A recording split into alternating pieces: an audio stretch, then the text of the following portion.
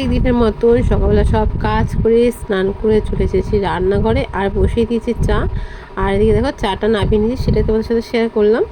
তা তোমরা তো আমার চাটাকে ভীষণ ভালোবাসো, তাই চাটা দিয়েই শুরু করলাম। আর যেহেতু বাড়িতে মা মেয়ে থাকি, তাই জন্য মা মেয়ে দুজনে নিয়ে নিলাম গরম গরম চা। Welcome back to my channel, আমি সুতপা আবার চলে এসেছি আর একটা ভিডিও নিয়ে। সবাই কেমন আছো? নিশ্চয়ই ভালো আছো, আমি ভালো আছি। বড়দের প্রণাম, আর ছোটদের অনেক অনেক ভালোবাসা নিয়ে শুরু করলাম আজকে ভিডিওটা। তা দেখো, নিয়ে নিচ্ছি আলু লম্বা লম্বা করে কেটে, আর নিয়ে নিচ্ছি লঙ্কা। আর এদিকে বসিয়ে দিচ্ছি কড়াইটা ভালো করে গরম করে নিচ্ছি। তা কড়াইটা তো ভালো করে গরম হয়ে গেছে, এবার দিয়ে দেবো সর্ষের তেল। আর কড়াই গরম করে না নিলে তো মাছই বলো তরকারি বলো কিছুই তো ভাজা হবে না, লেগে যাবে। তেলটাকে ভালো করে গরম করে নেবো। দেখো মাছ ভালো করে নুন দিয়ে ধুয়ে নিয়ে এসেছি। আর আমাদের তো মাছ নুন ছাড়া ধুতে ভালো লাগে না, তার জন্য জানো তো। এবার দিয়ে দেবো পরিমাণ মতন লবণ, প্রত্যেকেই জানো। আর দিয়ে দেবো পরিমাণ মতন হলুদ। এবার এটাকে খুন্তি দিয়ে মেখে নেবো। জানো তো, মাছ দেওয়া যখন হয়ে যায় না, তখন আর মাছে হাত লাগাতে ইচ্ছা করে না। তখন আমি এরকম হাতা খুন্তি দিয়ে এরকম করে মাছটাকে ভালো করে নুন হলুদ মাখিয়ে নিই। তারপরে কেমন আছে সবাই, যা গরম পড়েছে, প্রচুর গরম। গরমে আর পাচ্ছি না, জানো তো। দেখো দেখো মাখানো হয়ে গেছে। আর এদিকে আমার তেলটাও গরম হয়ে গেছে, এক একে মাছগুলোকে দিয়ে দেবো। দেখো তিনখানা দিয়ে দিচ্ছি, তাদের মাছটা ভাজা ভালো হবে, তাই জন্য তিনখানা ভেজে নেব। দেখো মাছ ভাজা হয়ে গেছে, এবার একে একে সব মাছগুলো তুলে নেব। আর যেহেতু পেটি মাছ আর বড় মাছ, আমি একটুখানি কড়া করে ভেজেছি। দেখো দেখো মাছ ভাজা হয়ে গেছে, দেখো শব্দ শুনতে পাচ্ছ, মাছ ভাজার শব্দ হচ্ছে। আর মাছ ভাজাগুলো কেমন লাগছে বলো। দেখো ফোড়নে দেবো সাদা জিরে, শুকনো লঙ্কা, তেজপাতা নিয়ে নিলাম। মাছ ভাজা তেলের মধ্যে দিয়ে দেবো ফোড়নটা। দেখো ফোড়নটা একটু নাড়াচাড়া করে নিলাম, তাতে ফোড়নটা খুব সুন্দর ভাজাও হয়ে যাবে। দেখো এবার কেটে রাখা আলুগুলো দিয়ে দেবো। তোমরা তো জানো তরকারিতে যখন আমি আলু দিই, আলুটাকে একটু ভালো করে ভেজে নিই, তাই আলুটাকে একটু লাল লাল করে ভেজে নেব। এই দেখো অনেকক্ষণ তো তোমাদের দেখায়নি, কেননা আলু ভাজার কী দেখাবো। দেখো দেখো আলুটা আমি অনেকটাই ভেজে নিয়েছি। এর মধ্যে দিয়ে দেবো এবার পরিমাণ মতন লবণ। আর এখানে দেখো আমি মশলা রেডি করে রেখেছি। টমেটোটা গ্রেট করে নিয়েছি, তার মধ্যে নিয়েছি লঙ্কা গুঁড়ো, আদা গ্রেট করে নিয়েছি, জিরে গুঁড়ো আর হলুদ, সবগুলো এর সাথে দিয়ে দেবো। আর মশলা দেখো থালাটা ধুয়ে একটুখানি জল দিয়ে দিলাম।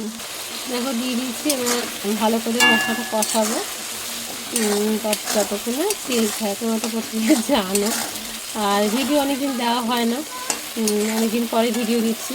তাই নতুনদের বলবো চ্যানেলটাকে সাবস্ক্রাইব পাশে থেকো। আর নতুন বন্ধু পুরনো বন্ধু তোমরা সবাই আমার পাশে থেকো, আমি তোমাদের পাশে আছি। তার সঙ্গে সঙ্গে তো ভয়েস দিচ্ছি, আশপাশে তো অনেক কথাই শোনা যাচ্ছে, জানি না কপিরাইট দেবে কিনা। আর ভয়েস দেওয়ার জন্য ভিডিও ছাড়তে পারছি না, তার জন্য তো সঙ্গে সঙ্গে ভয়েস দিচ্ছি। আর কী হবে কী জানি না, ঠিক জানি না। তাই দেখো অনেকদিন পর এবং আজকে একটা ভিডিও নিয়ে চলে এসেছি। মাছের ঝোল কেমন হয়েছে অবশ্যই তোমরা কমেন্ট করে বলো। দেখো অনেকক্ষণ ধরে কষাচ্ছি, কষাতে তোমাদের দেখতে পাচ্ছ তেল ছেড়ে দিয়েছে।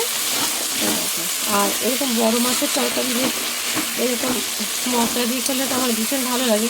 আর আমরা এরকম পেঁয়াজ রসুন ছাড়াই আমরা এরকম করে করি, জানো তো। মাছ সাথে আমরা পেঁয়াজ রসুনটা দিই না, কিন্তু আদা মশলা সব দিই। দিয়ে দেবো পরিমাণ মতন জল। ওই জল তো দিয়ে দিচ্ছি, এবার ভালো করে একটু তরকারিটা ফুটতে দেবো।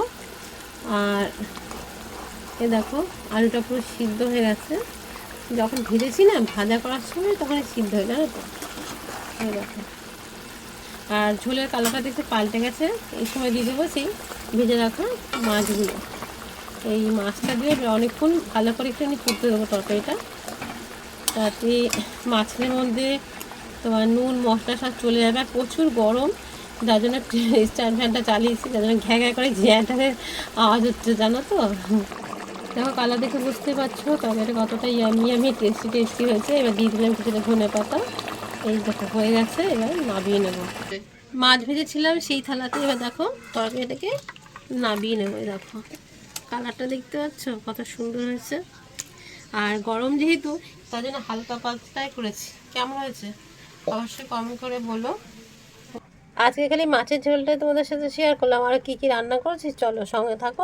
আগে দেখো বসিয়ে দিয়েছি ভাত, ভাত উঠলে গেছে, এই যে হচ্ছে উচ্ছে আলু ভাজা, আমের টক, তার সাথে কাতলা মাছে আলু দিয়ে ঝোল, আর তার সাথে বাঙালি তো ভাত আছে। তাই এই ছিল আজকে মেনু। কে কে খাবে চলে আসো। দেখো খাওয়া দাওয়া করে তারপরে নিয়ে চলে এসেছি পেয়ারা। দেখতে পাচ্ছ পেয়ারাগুলো কত সুন্দর ডাসা ডাসা পেয়ারা। এই দেখো পেয়ারাগুলোকে ধোবো, ধুয়ে কেটে নেবো। দেখো কেটে নিয়েছি আর হালকা করে না ছুলে নিয়েছি, কেন বলতো ডাসা পেয়ারা না একটু হালকা করে ছুলে নিলে বেশ মিষ্টি মিষ্টি লাগে, জানো তো। এদিকে নিয়ে নিচ্ছি কাঁচা লঙ্কা কুচিয়ে, তার সাথে একটু দিয়ে দিলাম পরিমাণ মতো লবণ। এবার লঙ্কাটাকে আমি ভালো করে ভেঙে নেবো। এতে কী হয় জানো তো, ঝালটা পুরো বেরিয়ে যায়, যার জন্য এরকম করে নিলাম। এই দেখো এবার এর মধ্যে পেয়ারাগুলোকে দিয়ে দেবো। আর এরকম গরমের মধ্যে মাখামাখি খেতে ভালোই লাগে। তা আমি তেঁতুল দেবো না, তেঁতুল দিলে বেশ টক টক লাগতো, কিন্তু তেঁতুল দেবো না।